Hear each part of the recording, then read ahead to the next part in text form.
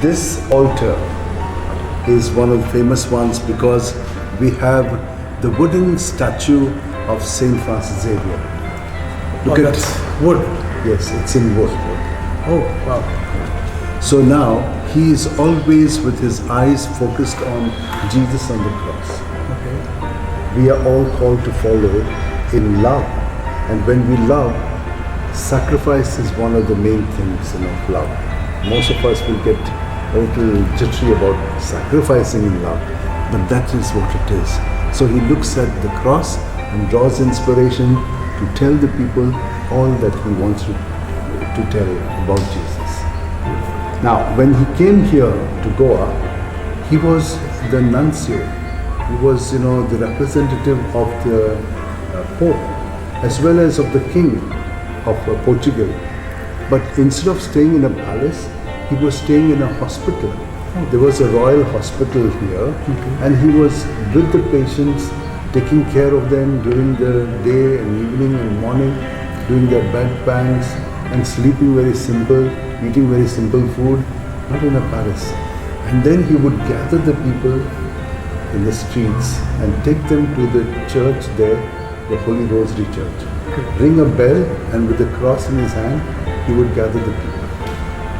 And on the side panels, we have the two evangelists who have written about the life of Jesus. There are four of them who have all given a different aspect of Jesus' life. Correct. Three of them have given a very earthly kind of Jesus, how he is.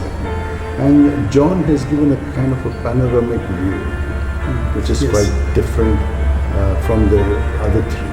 Correct. So Father, tell me about, is the same statue there? No. This statue is of Saint Francis Xavier, while the one in the main altar is the statue of Saint Ignatius of Loyola.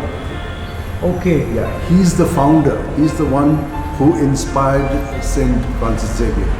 Okay. Yeah. Okay. So that's, I think a lot of people like me doesn't know that it's this is the real statue of Saint Francis Xavier, while that is the statue of Saint Ignatius of Loyola.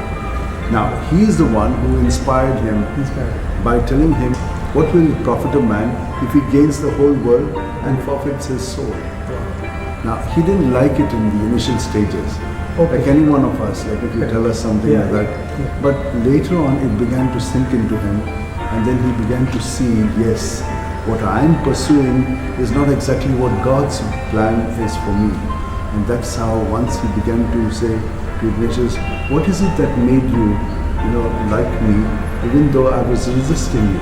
That is how he began to tell him, it is the love of Jesus. Onto the right, you can see a pulpit. A pulpit was the place where the priest, after the gospel, that means the word of God, would explain to the people how this is applicable in their lives. So a little homily he would give from there. Now that one is very well done. If you look at this, there is Jesus right in the center, and there are these four evangelists on all the four sides. Here there are two, and there are two on the sides. And on the sides, there are also 2 to 4 doctors of the church. So here you have Matthew, Mark, Luke and John, and the 4 doctors of the church. But you can see here, this whole altar, this pulpit is supported by 7 big men.